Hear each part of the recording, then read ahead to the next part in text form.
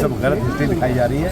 औरंगजेब रहमतुल्लाह अलैह ने बहुत सारी मंदिरें बनवाई हैं। औरंगजेब क्रूर शासक नहीं बिल्कुल है। नहीं, मैं बिल्कुल क्रूर शासन नहीं मानता। ये जो है उस वक्त लड़ाई थी, राजकाज की लड़ाई थी, समझा आपने। कोई हिंदू मुस्लिम की लड़ाई नहीं थी। औरंगजेब के ज़माने में भारतवर्ष जो है सोने की चिड़िया था। हमारी सरहद जो है अफगानिस्तान बर्मा तक बढ़ी हुई थी, सामने समझा आपने। और इसी को देख कर अंग्रेज यहाँ आया था। एक इंसाफ पसंद बादशाह था वो। सुन लिया आपने अबू आजमी को। और इस बीच देखिए सदन के अंदर इस पर जोरदार हंगामा हुआ है। आज ही से बजट सत्र शुरू हुआ है महाराष्ट्र विधानसभा का, और इसमें ये मुद्दा उठा और उसके बाद जोरदार हंगामा हुआ। एकनाथ शिंदे ने भी ये कहा कि ये राजद्रोह है और इस मामले में कार्रवाई होनी चाहिए, क्योंकि सभी हैरान हैं। महाराष्ट्र में इस मामले को लेकर विधानसभा में जोरदार हो हंगामा हुआ। संभाजी महाराजांच्या बाबतीमध्ये जागेवर बसा, सभागृह क्रूर। तो औरंगजेब पर जिस तरह से बयानबाजी हुई उसका असर हमने आज ही से शुरू हो रहे बजट सत्र में भी देखा। अबू आजमी के विवादित बयान पर घमासान मचता दिखाई दिया। महाराष्ट्र विधानसभा में जबरदस्त हंगामा हुआ है। अबू आजमी की सदस्यता रद्द करने की मांग की गई है। डिप्टी सीएम एकनाथ शिंदे ने अबू आजमी पर कार्रवाई की मांग की है। एकनाथ शिंदे ने अबू आजमी को देशद्रोही कहा है। एकनाथ शिंदे जब ये बयान आया उसके बाद से ही आग बबूला है और एक तरह से कार्रवाई की मांग कर रहे हैं। उनकी मांग यही है कि कड़ी से कड़ी कार्रवाई और सदस्यता भी रद्द की जाए। सुनिए एकनाथ शिंदे ने क्या कहा। अशा संभाजी महाराजांचा, शिवाजी महाराजांचा अपमान करणं म्हणजे हा अबू आझमी देशद्रोही आहे, देशद्रोही आहे। आणि म्हणून या देशद्रोहाला या सभागृहामध्ये बसण्याचा अधिकार, या सभागृहामध्ये बसण्याचा अधिकार या देशद्रोही अबू आझमी याला नाहीये। तो एकनाथ शिंदे ये कह रहे हैं कि जिसने संभाजी महाराज को 40 दिनों तक जिस पर अत्याचार किया, वो शख्स इनके लिए हीरो कैसे हो सकता है, कैसे उसकी तारीफ कर सकते हैं, और ऐसे में ये देशद्रोह की श्रेणी में आता है। ये यहाँ एकनाथ शिंदे कहते दिखाई दिए। लेकिन अब मौलाना साहब उतर आए अबू आजमी के बचाव में। क्या कहा है शहाबुद्दीन, सुनिए जरा। समाजवादी पार्टी के नेता अबू आसिम आजमी ने औरंगजेब के बारे में जो बात कही है वो उनका अपना नजरिया है। उन्होंने कोई ऐसी बात नहीं कही कि उनके खिलाफ देशद्रोह का मुकदमा लिखा जाए। आजाद भारत में आजादी के साथ अपनी बात कहने का अधिकार हर शख्स रखता है।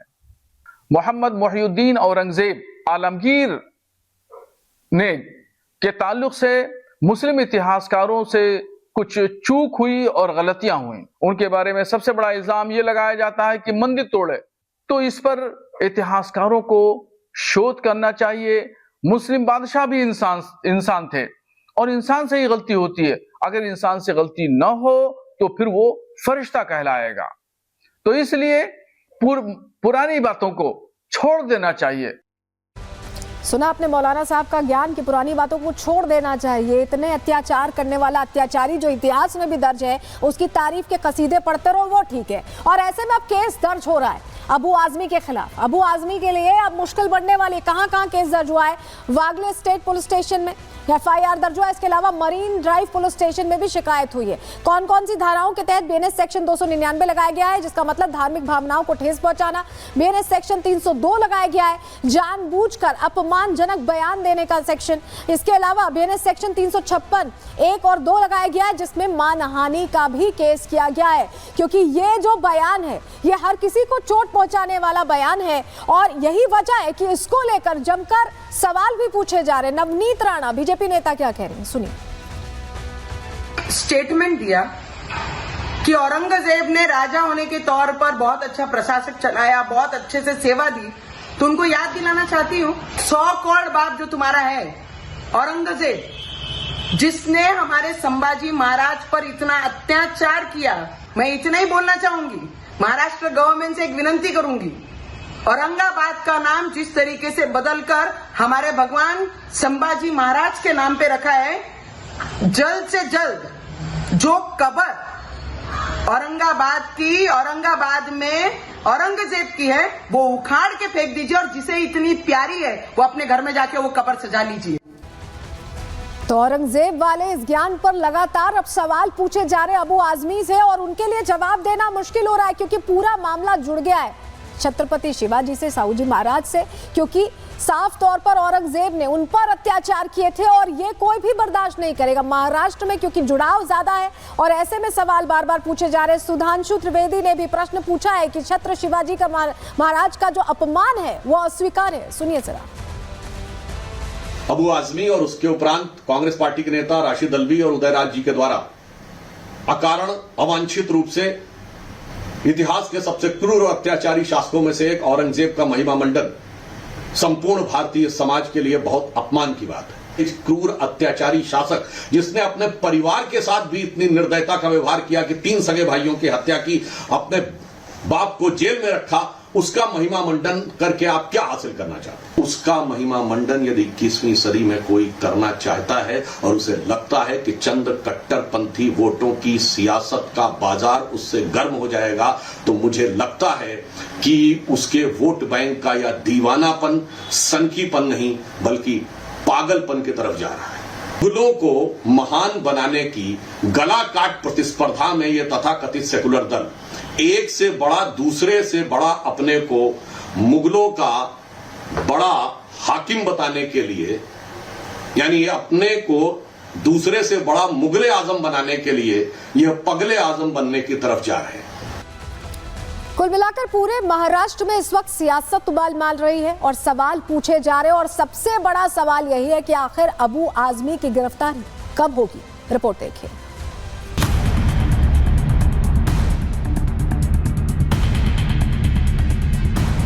औरंगजेब रहमतुल्लाह अलैह जो हैं उन्होंने मंदिर तोड़ी तो मस्जिद भी तोड़ी है उन्होंने।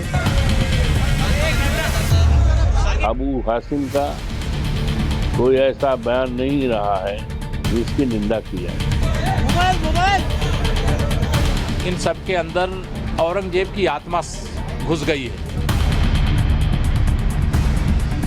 समाजवादी पार्टी के नेता अबू आजमी का औरंगजेब प्रेम ऐसा जागा कि पूरे महाराष्ट्र में सियासत उबाल मारने लगी।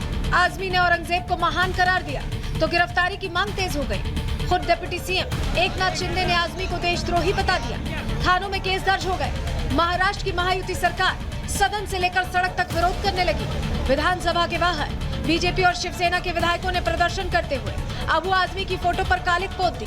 जिस भूमि में आप रहते हो उस देवता का अपमान करना, औरंगजेब की भलामण करना, औरंगजेब की तारीफ करना कि वो एक एबल एडमिनिस्ट्रेटर था, क्या इनका दिमाग ठिकाने पर है?